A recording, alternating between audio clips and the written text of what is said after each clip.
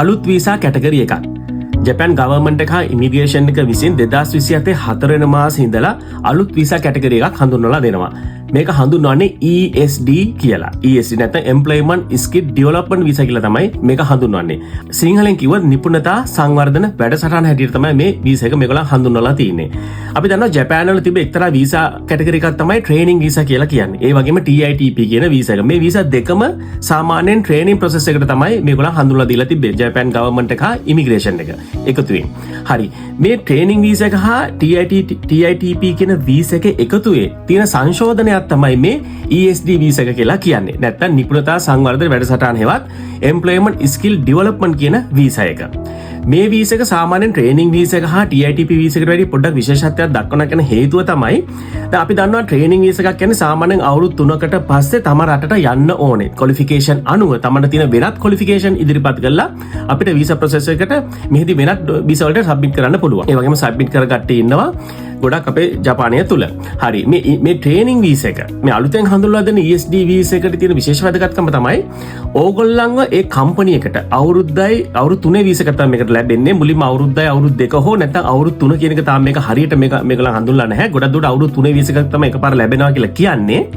හරි. මේ කාලය තුල මේ කම්පැනි ඉන්න කාලය තුල ඕගොල්ලන් සාමාන්‍ය විදිහට හොඳට වැඩ කරොත් මේ කම්පැනියට ඕගොල්ලන් වර්කර්ස්ලා හැටියට ඒ ගමන් බඳව ගන්න පුළුවන්.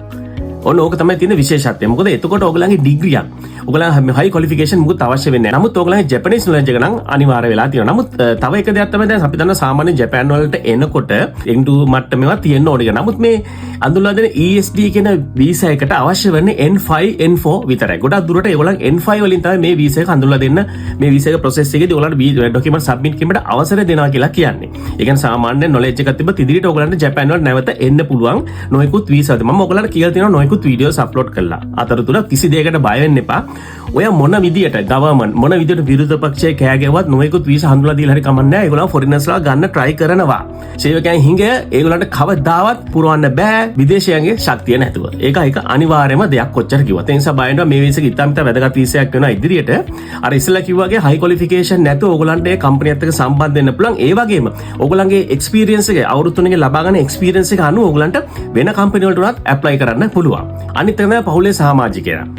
ඕගොල්ලන්ට දැන් ට්‍රේනින් වීසා එකට අවුරුදු 3කට පස්සේ ලංකාවට ගියාට පස්සේ ඕගොල්ලන් නැවත මෙහෙට එන්න ඕනේ. ක්වොලිෆිකේෂන් තියෙනවා නම් ඕගොල්ලන්ට ජපානයේ තුල මේ වීසා එක චේන්ජ් කරගන්න පුළුවන්. නමුත් මේ වීසා එකේදී දැන් ඕගොල්ලන් වෙන කම්පැනි එකකට මාරු කිරීමේ ඕගොල්ලන්ට අවස්ථාව දෙනවනේ.